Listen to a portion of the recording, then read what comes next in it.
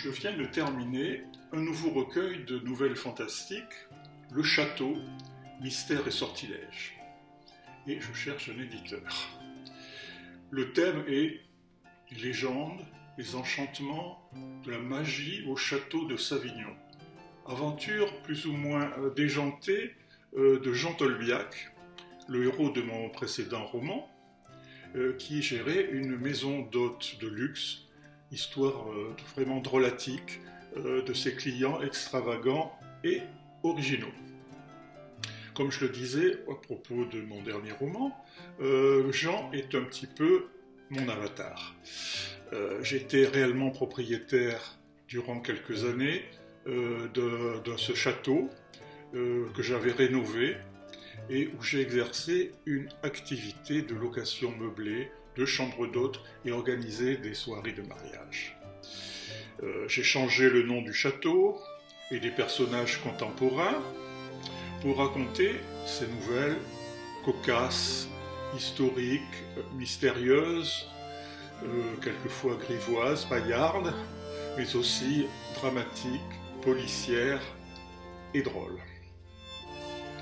J'aborde mes thèmes favoris de la prédestination, du destin, de la recherche de l'amour, du plaisir et surtout, dans ce livre, de l'éternelle jeunesse.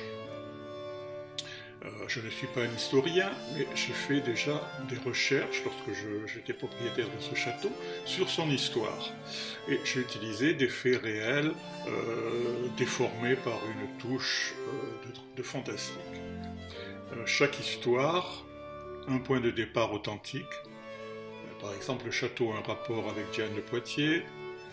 Lors de la Révolution, une guillotine avait été installée dans la cour d'honneur du château et l'une des victimes avait été la propriétaire de l'époque qui était une comtesse. Le château était aussi sur la ligne de démarcation lors de l'occupation allemande et a servi à héberger une garnison.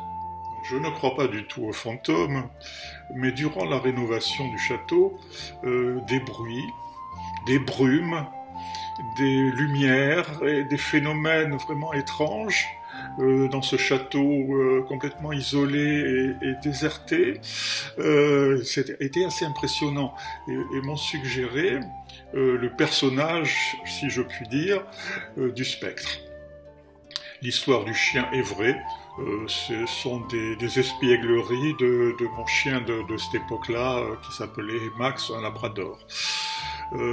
Les histoires du 11 septembre, de l'anniversaire de mariage, de la messe noire et des truands ont aussi un point de départ réel, c'est des aventures de mes clients de l'époque. Voilà, donc ces 9 récits constituent, comme le souhaite le lecteur, soit des nouvelles différentes, soit un long roman historique du XVIe siècle au XXIe siècle. Voilà, il me reste à vous souhaiter une bonne lecture lorsque le livre sera publié.